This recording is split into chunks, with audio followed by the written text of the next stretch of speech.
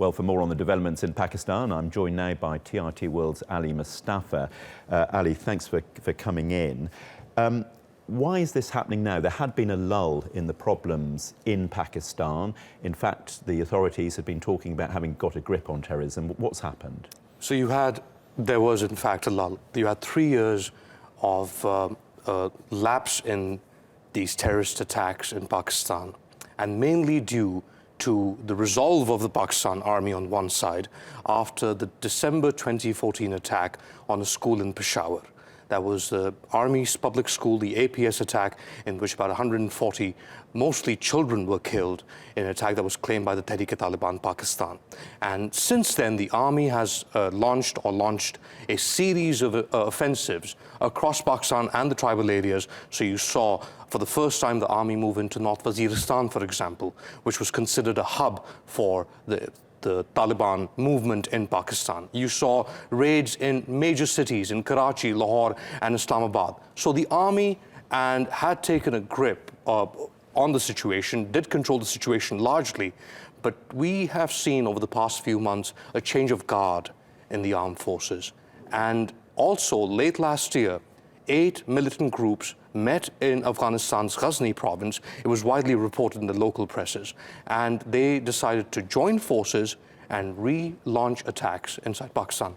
And who are these groups? Is this the Daesh as we know them, or are these other groups associated with them? There are literally hundreds of groups that are operating in Pakistan and in Afghanistan. So you have, for example, a group called Jandallah, which was a group that was created by the Pakistani establishment and the Americans to go after Iran in Sistan, Balochistan. That group turned against the Pakistani military in the early 2000s.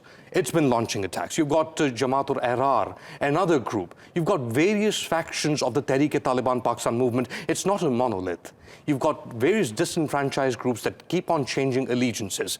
And some of these groups have pledged allegiance to the so-called Islamic State or Daesh. So it's almost like a franchise. And there's always been criticism or allegations that the Pakistani authorities have actually had links themselves with some of these groups. Is that still a criticism that we're hearing? It is a fact that the Pakistan military and the establishment did nurture a lot of these armed groups against the Soviet Union, the so-called Mujahideen, and these were patronized by Saudi Arabia, the US, and so on and so forth.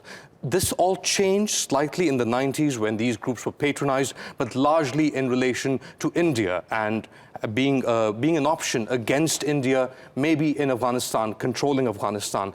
But you have to keep in mind, since 9/11, since 2001, Pakistan has suffered immensely. 70,000 people have been killed in Pakistan, many soldiers as well, fighting against these terrorist groups. And over the past few years, we have seen that the Pakistani establishment has turned against and cut off its ties to a lot of these groups. Ali, thank you for bringing us up to date with that. Thank you.